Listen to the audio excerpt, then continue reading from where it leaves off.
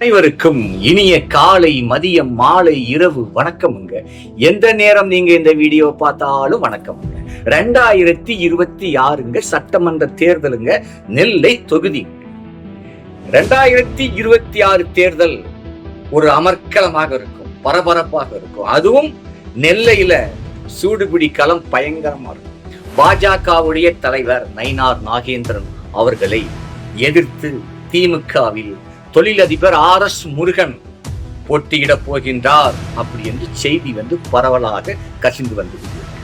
இப்ப யார் இந்த RS முருகன், யார் இந்த நயினார் நாகேந்திரன், யாருக்கு இங்கு வெற்றி பெற வாய்ப்புகள் உள்ளது என்பதை பார்ப்பதற்கு முன்னால் நம்முடைய சேனலை சப்ஸ்கிரைப் செய்யாதவர்கள் சப்ஸ்கிரைப் செய்து வைத்துக் கொள்ளுங்கள். அப்பதான் உடனுக்கு உடனே உங்களுக்கு பிடிக்கும் அரசியல் செய்திகளை பார்ப்பதற்கு வசதியாக இருக்கும். இப்ப நம்ம வீடியோக்குள்ள போறோம். அதாவது நெல்லை என்றாலே ஒரு தொல்லை அப்படி என்று அன்றே கலைஞர் கருணாநிதி அவர்கள் சொன்னார். இப்போ நெல்லையில உள்ள அரசியல்ல உள்ள ஜாம்பவான் யாருன்னு கேட்டீங்கன்னா, காணா என்கின்ற கருப்பசாமி பாண்டியன். எம்ஜிஆர் அவர்களின் அன்பை பெற்றவர். அன்றைக்கு எம்ஜிஆர் அவர்களே கருப்பசாமி பாண்டியனிடம் ஒரு கோரிக்கையை வைக்கிறார். அது என்ன கோரிக்கைன்னு கேட்டீங்கன்னா, ஜெயலலிதா அம்மையாரை பார்த்து எம்ஜிஆர் அவர்கள் அம்மு அம்மு அப்படி என்றுதான் கூப்பிடுவார். அம்முவை தென் மாவட்டங்கள்ல நீங்கள் அழைத்து கொண்டு போய் தேர்தலுடைய பிரச்சாரத்தை செய்யுங்கள். ஏன்னா அன்றைக்கு அதிமுகவுல கொள்கை பரப்பு செயலாளர் யாருன்னு கேட்டீங்கன்னா ஜெயலலிதா அம்மையார். அப்போ அன்றைக்கு நெல்லையில ஒரு மிகப்பெரிய மாநாடு. இந்த மாநாட்டை போட்டு அம்மையார் அவர்களுக்கு தமிழகத்தின் ஜான்சி ராணி அப்படி என்று பெயரை சூட்டியவர் காணா ஐயா கருப்பசாமி பாண்டியன். கருப்பசாமி பாண்டியன் அதிகமாக போட்டியிட்டு வெற்றி கண்டதெல்லாம் ஆலங்குளம், தென்காசி தான். அனைத்து சமுதாயத்தினுடைய மக்களின் அன்பையும் ஆதரவையும் பெற்றவர் தான். 1-2 தொகுதி இல்ல, தென் மாவட்டங்கள்ல குறைஞ்சது 40 தொகுதிக்கு மேல் கருப்பசாமி பாண்டியனுடைய கண்ட்ரோல் தான். அது எந்த கட்சியில இருந்தாலும் சரி. அப்புறமா அவரு திமுகவில் திமுகவுல கலைஞருக்கு, அதாவது நெல்லையில 54 வார்டுங்க, 54 வார்டு. இந்த 54 வார்டுகளையும் ஒன்று கூட்டி ஆளுக்கு ஒரு பவுன் போட்டு 54 பவுன்ல ஒரே செயினாக கலைஞருக்கு சூட்டியது யாருன்னு கேட்டீங்கன்னா இந்த கருப்பசாமி பாண்டியன். கலைஞரே அப்ப புகழ்ந்து பேசினார். 54 பவுன் செயினை போட்டு என் மனதை கவர்ந்த நெல்லை மக்களுக்கு நன்றி சொல்லி, நெல்லையில ஒரு மாங்கனியை நான் பறிக்க வேண்டுமே என்று ஆசைப்பட்டேன். அந்த காணா என்கின்ற மாங்கனியை இன்று பறித்து விட்டேன் அப்படி என்று பேசியவர் தான் கலைஞர் கருணாநிதி. சரிங்க, இப்ப நம்ம நயினார் நாகேந்திரன். இந்த கருப்பசாமி பாண்டியன் அவர்கள் தான் நயினார் நாகேந்திரனுக்கு அரசியலுடைய குருநாதர். அன்றைக்கு அதிமுகவுல நெல்லை மாவட்ட இளைஞர் அணி செயலாளர் என்கின்ற பதவியை நயினார் நாகேந்திரனுக்கு வாங்கி கொடுத்தது யாருன்னு கேட்டீங்கன்னா இந்த கருப்பசாமி பாண்டியன். அன்று முதல் நயினார் நாகேந்திரன் அவர்கள் உச்சத்துக்கு போய்விட்டார். 3 முறை அதிமுகவுல அமைச்சராகி கருப்பசாமி பாண்டியன் எல்லா மக்களுடைய அன்பையும் ஆதரவையும் பெற்றது மாதிரி இந்த நயினார் நாகேந்திரனும் பெற்றுவிட்டார். என்றும் எல்லா சமுதாயத்து மக்களுடைய ஆதரவில் வெற்றி பெற்றவர் தான் இந்த பண்ணையார் என்னும் நயினார் நாகேந்திரன்.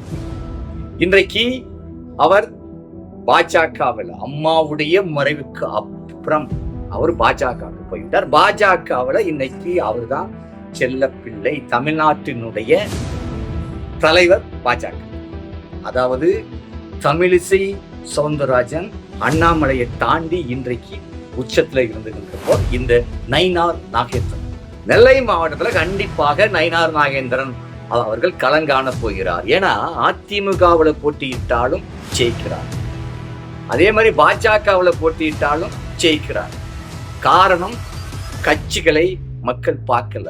நயினார் நாகேந்திரன் அவருடைய முகத்தை பார்த்து தான் மக்கள் ஓட்டு போடுறாங்க. இதுதான் உண்மை. ஆனால் இன்றைக்கு அது கொஞ்சம் டஃப்பா இருக்கு. ஏன்னு கேட்டீங்கன்னா, புதுசாக இன்றைக்கு அரசியலுக்கு களத்துக்கு காண்கிறார் தொழிலதிபர் RS முருகன்.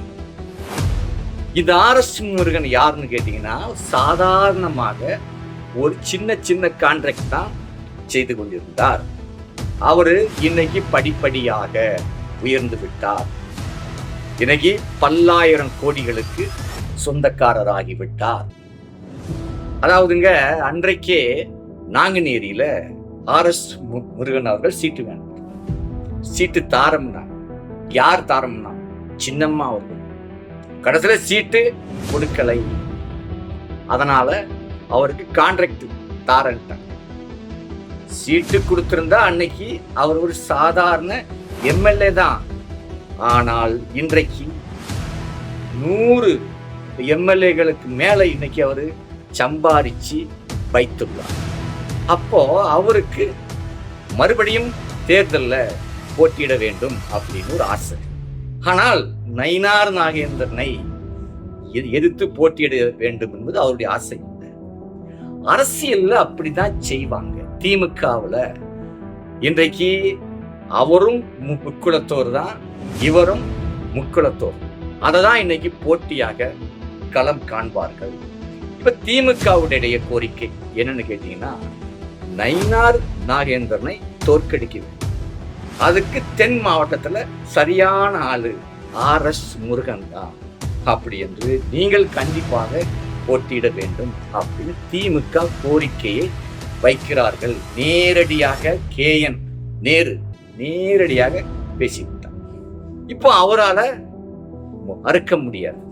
அவருக்கும் ஆசை இருக்கும் இல்லையா, தேர்தலில் போட்டியிட வேண்டும், ஜெயிக்க வேண்டும், சட்டமன்றத்துக்குள்ள போக வேண்டும், அமைச்சராக வேண்டும். அதனால கண்டிப்பா, ஏன்னா அவர்கிட்ட பணம் இருக்கு, படைபலம் இருக்கு. அரசியலுக்கு இன்னைக்கு தேவை அதுதான். இப்ப அவரு இங்க போட்டியிட போறார்.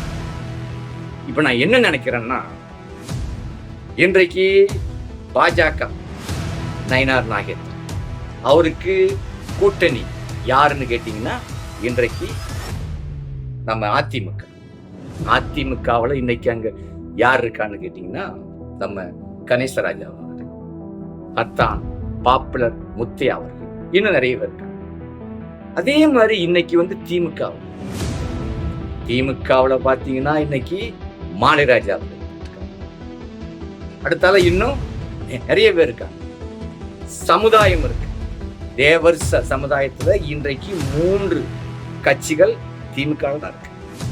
பார்வர்டு பிளாக்காக ஆகட்டும், தாத்தாவுடைய பேரனாக ஆகட்டும், இன்றைக்கு புதுசாக பவானி வேல்முருகன் ஆகட்டும், இப்படி எல்லாருமே இன்றைக்கு திமுகவுக்கு தான் ஆதரவு கொடுக்க முடியும்.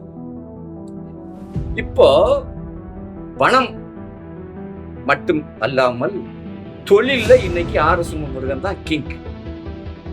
அவரை மிஞ்ச அங்க யாரும் இல்லை. எத்தனையோ பேர் கான்ட்ராக்ட்ல மோதினாங்க, கிட்ட நெருங்க முடியும். அதே மாதிரி அரசியல்ல ஜாம்பவான் நெல்லையில யாருன்னு கேட்டீங்கன்னா நயினார் நாகேந்திரன். இப்போ 2 பேரும் மோதுறாங்க. இதுல பணத்தாலதான் ஜெயிக்கிறதுக்கு வாய்ப்பு இருக்கு. யாரு அதிக பணங்களை கொட்டுறாங்களோ அவங்க தான் அங்க ஜெயிக்க முடியும் என்பதுதான் என்னுடைய கருத்துக்கலாம். ஏன்னு கேட்டீங்கன்னா, இன்றைக்கு RS முருகன் வந்து பணத்தை பத்தி கவலைப்பட மாட்டாங்க. அதே மாதிரிதான் பண்ணையாருக்கும் இன்னைக்கு மேலிடத்துல இருந்து சப்போர்ட் இருக்கு, பயங்கரமா இருக்கும். மோதினால் 2 பேர்களுக்கும் போட்டி பயங்கரம். ஆனா அதே மாதிரி நெல்லை தொகுதியில பணம் மழை மணி மணி மணி மணி கொட்டும். 2026 தேர்தல்ல நெல்லை முழுவதும் பணமாக தான் கொட்டப்படும். ஆனால் 2 பேர்ல யாரு ஜெயிப்பாங்க? அதுதான் என்னுடைய கேள்வி. இன்றைக்கு நயினார் நாகேந்திரன் அவர்களை போய் பார்க்கணும்னா பொதுமக்கள் எல்லாரும் ஈஸியாக போய் பார்த்துருவோம். RS முருகனை பார்க்க முடியுமா? இதுதான் என்னுடைய கேள்வி. அது கொஞ்சம் கஷ்டமா இருக்கும். ஏன்னா அரசியலுக்கு அவர் புதுசு. நயினார் நாகேந்திரன் அப்படி இல்லை, பழசு. ஆனால் இன்றைக்கு RS முருகன் என்பவர் பிரியாணிங்கதான், அவர் பழைய கஞ்சிங்கதான். இப்போ யாரு இன்னைக்கு எதை சாப்பிடறதுக்கு ஆசைப்படுறாங்க? இதுதான் என்னுடைய கேள்வி. இப்ப என்னன்னா, என்னால இதை கணிக்கவே முடியல, டஃப்பா இருக்கு. அங்கேயும் 50ன்னா அங்கேயும் 50. இவர்களை மீறி உள்ள யாரும் வரப்போறது? விஜய் கட்சியாக ஆகட்டும், நாம் தமிழர் கட்சி ஆகட்டும், யாரு கிட்ட நெருங்கவே முடியும். அப்ப யாரு ஜெயிப்பாங்க என்பதை நீங்கள் இந்த கமெண்ட்ல பதிவு போடுங்க. இந்த பதிவுல யாருக்கு அதிகமான செல்வாக்கு உள்ளது என்பதை பார்த்துட்டு அடுத்த வீடியோவில் நான் உங்களுக்கு தெளிவாக பேசுறேங்க. நன்றி, வணக்கம்.